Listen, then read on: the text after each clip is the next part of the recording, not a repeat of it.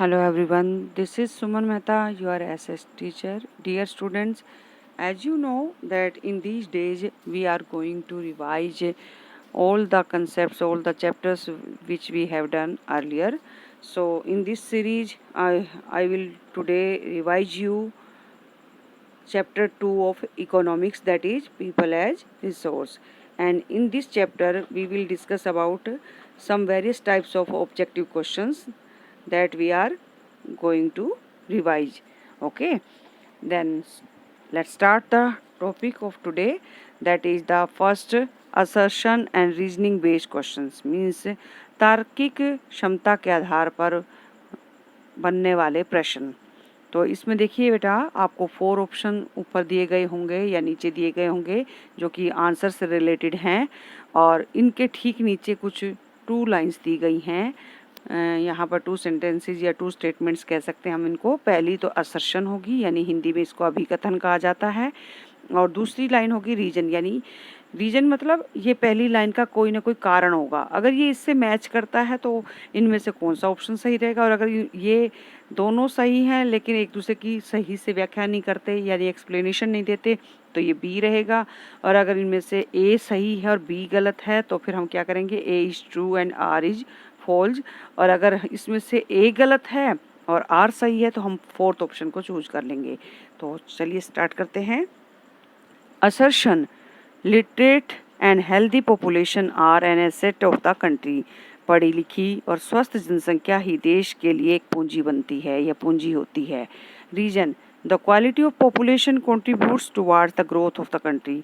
क्योंकि जनसंख्या की जो गुणवत्ता है वो किसी देश की ग्रोथ को आगे बढ़ाती है, यानी जब पॉपुलेशन पढ़ी लिखी होगी, हेल्दी होगी, तो उसी से देश की जो इकोनॉमिक ग्रोथ है वो ज़्यादा बढ़ती है। तो इन दोनों का आपस में संबंध है, क्योंकि क्वालिटी इंप्रूव होती है लिटरेसी लेवल से, क्वालिटी इंप्रूव होती है हेल्दी लाइफस्टाइल से। तो दोनों का कनेक्शन आपस में है। इसका मतलब कौन सा हमारा राइट आंसर रहेगा, फर्स्ट ऑप्शन रहेगा, जिसमें लिखा गया है both A and R are true but R is correct explanation of the assertion. तो नेक्स्ट क्वेश्चन देखिए। Assertion, increase in unemployment is an indicator of a depress economy. जिस देश के अंदर या जिस देश की अर्थव्यवस्था में बेरोजगारी ज़्यादा पाई जाती है वो दमित या दबी हुई अर्थव्यवस्था कहलाती है। रीजन क्या दिया गया, people dependent on agriculture find jobs through out the year.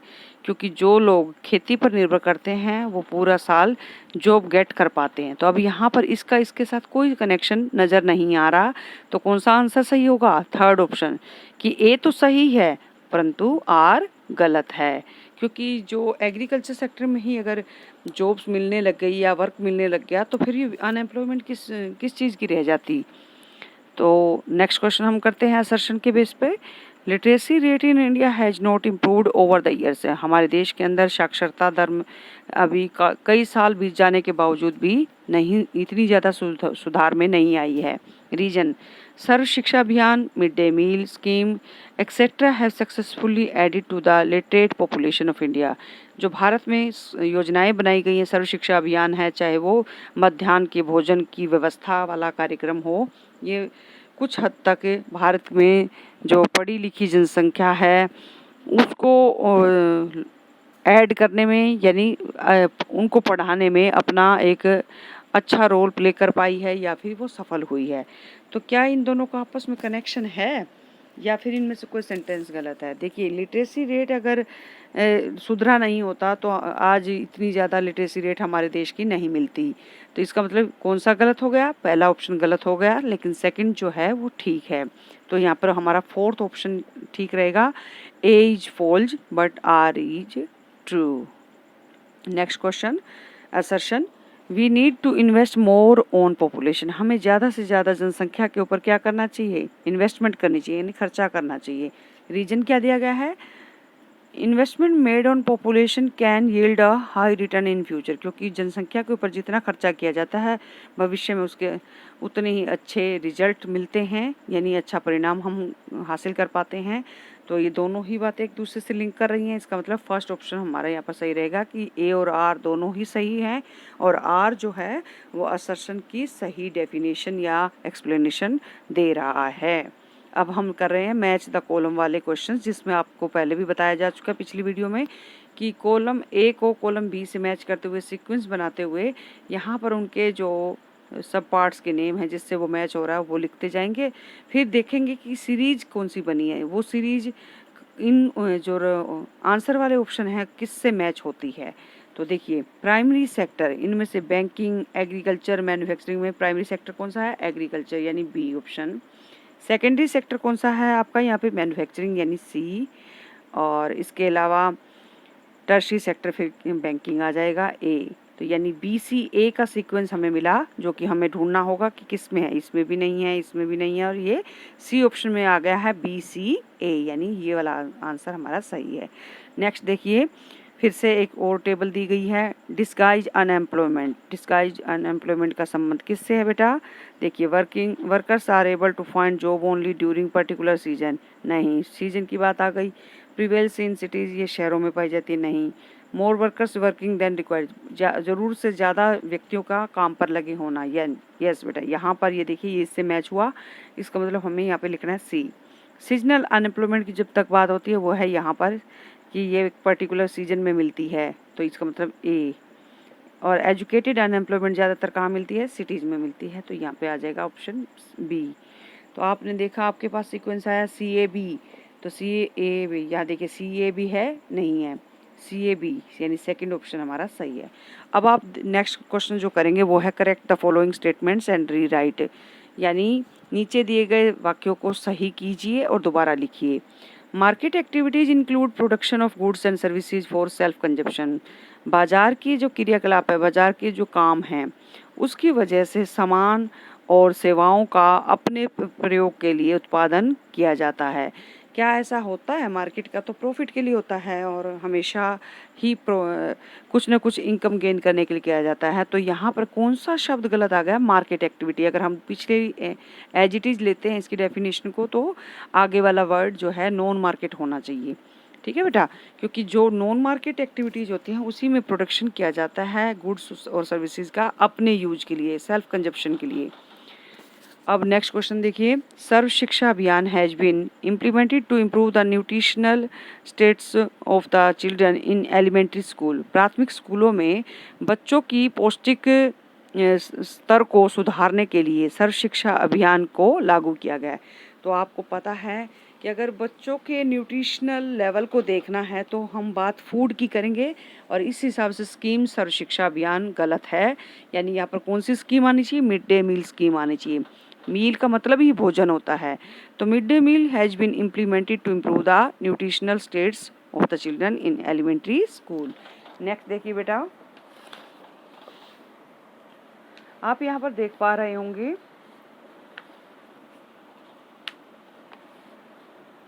Unemployment leads to utilization of man power resource. बेरोजगारी की वजह से मानव शक्ति संसाधन का ज़्यादा इस्तेमाल हो पाता है। तो क्या बेरोजगारी की वजह से हम मानव शक्ति का इस्तेमाल कर पाते हैं, नहीं। तो क्या होगा फिर, यहाँ पे शक्ति का इस्तेमाल, यूटिलाइजेशन नहीं होता बल्कि वेस्टेज होता है, क्योंकि जब बेरोजगारी होगी तो लोग अपनी स्किल्स को आगे नहीं बढ़ा पाएंगे। तो यूटिलाइजेशन वर्ड की जगह हमने लिख दिया वेस्टेज, यानी खराब होना। उसकी उपयोगिता बढ़ती नहीं है, खराब होती चली जाती है डे बाय डे, क्योंकि वो खाली बैठा है। और नेक्स्ट क्वेश्चन देखिए, आप यहाँ पे आपको मैं दिखाने की कोशिश कर रही हूँ।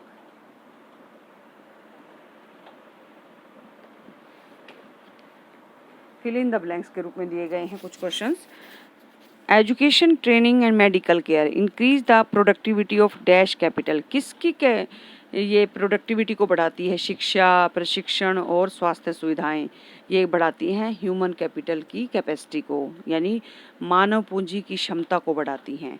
The expansion of primary schools has been affected by the poor quality of schooling and high dash rate. तो प्राथमिक स्कूल जितने ज़्यादा बढ़ते जा रहे हैं उसकी वजह से जो स्कूल में जो शिक्षा होती है वो उसका स्तर गिरता जा रहा है, परंतु एक चीज़ की दर बढ़ती जा रही है। वो चीज़ क्या है, ड्रॉप आउट मतलब स्कूल छोड़ने वाले बच्चों का जो दर है वो ज़्यादा है। किसकी वजह से, क्योंकि वहाँ पे क्वालिटी एजुकेशन नहीं मिल पा रही है बच्चों को। नेक्स्ट देखिए line, the dash of population ultimately decides the growth rate of the country. कौन सी पॉपुलेशन की कौन सी चीज़ अंतिम रूप से या वास्तव में देश की जो विकास की जो दर है उसको आगे बढ़ाती है, वो है क्वालिटी। यानी अगर आपके देश की जनसंख्या क्वालिटी वाली है, यानी उसमें अच्छी ट्रेनिंग ले रखी है, या फिर उसका एजुकेशनल लेवल सही है, और इसके साथ साथ उसकी पॉपुलेशन जो है वो हेल्दी है, तो ऐसे में वो क्या करेगी, ग्रोथ रेट को बढ़ाएगी। तो यहाँ पे हम फिल इन द ब्लैंक्स में लिखेंगे क्वालिटी यानी गुणवत्ता। नेक्स्ट देखिए, dash is a significant step towards providing elementary education to all children in the age group of 6 to 14। 6 से 14 साल की आयु वर्ग के जो बच्चे प्राथमिक स्कूलों की शिक्षा को बढ़ाने में एक महत्वपूर्ण कदम है। यानी कौन सी ऐसी स्कीम है जिसके जरिए 6 से 14 साल के बच्चों की शिक्षा को टारगेट किया गया है, या उनको ये शिक्षा देने के लिए कंपलसरी कर दिया गया है, वो है आपकी सर्व शिक्षा अभियान जो योजना है। उसके तहत बच्चों को प्राथमिक शिक्षा मस्ट कर दी गई है, फ्री और कंपलसरी कर दी गई है। नेक्स्ट देखिए बेटा, the various economic activities have been classified into dash sectors. जितनी भी आर्थिक क्रियाकलाप होते हैं या गतिविधियां होती हैं वो मुख्य रूप से कितने क्षेत्रकों में बटी हुई होती हैं, वो होती हैं 3। सबको पता है हर इकोनॉमी में 3 सेक्टर होते हैं, प्राइमरी, सेकेंडरी एंड टर्शरी, यानी 3 यहाँ पर आंसर आ जाएगा। अब नेक्स्ट जो अलग टाइप का क्वेश्चन है वो देखिए बेटा आप, read the information and right a single term. नीचे दी गई सूचना को पढ़िए और उसके लिए एक इकाई पद लिखिए या उसे संक्षिप्त में उसका उत्तर दीजिए। The size of population of a country among with its efficiency and educational qualities, productivity, organizational abilities and foresightness. देखिए, किसी भी देश की जनसंख्या का जो आकार है वो उसके ज़्यादातर उसकी प्रभावशीलता या उसके शैक्षणिक स्तर की गुणवत्ता या उसकी उत्पादन शक्ति या उसकी संस्थाओं की योग्यता और उसकी दूरदर्शी कार्यक्रमों का नतीजा होती है। यानी उस देश की जनसंख्या का कौन सी ऐसी चीज़ है जो कि प्रोडक्टिव कहला सकती है, या उसमें ये सारे विर्च्यूज पाए जाएंगे। तो ये विर्च्यूज तभी होंगे जब साइज के ऊपर नहीं होता, किसी देश का साइज ये डिसाइड नहीं करता कि उस देश की जनसंख्या अच्छी है, वो पढ़ी लिखी है, या फिर उसमें प्रोडक्शन करने की एबिलिटी है, या उसके ऑर्गेनाइजेशन बहुत अच्छे से काम करे, बल्कि ये काम करता है ह्यूमन रिसोर्स के ऊपर, कि ह्यूमन रिसोर्स जो होते हैं वो क्या करेंगे, किसी अच्छी क्वालिटी वाली पॉपुलेशन को इंक्रीज करेंगे। नेक्स्ट देखिए बेटा, these include the occupation which are closely related to man's natural environment, for example agriculture and hunting.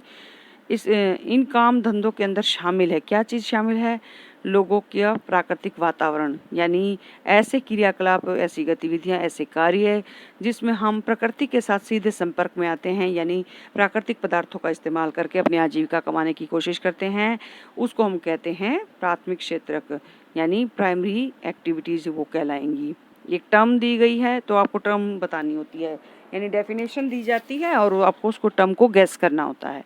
It is a situation in which more people are engaged in an economic activity than required.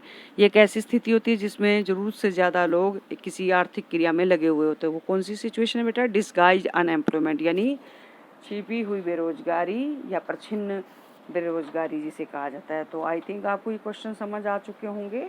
मैं hope करती हूँ कि आप इनको revise करेंगे ताकि आपके marks secure हो सकें और आप ज़्यादा से ज़्यादा मार्क्स गेन कर सकें। Thank you very much.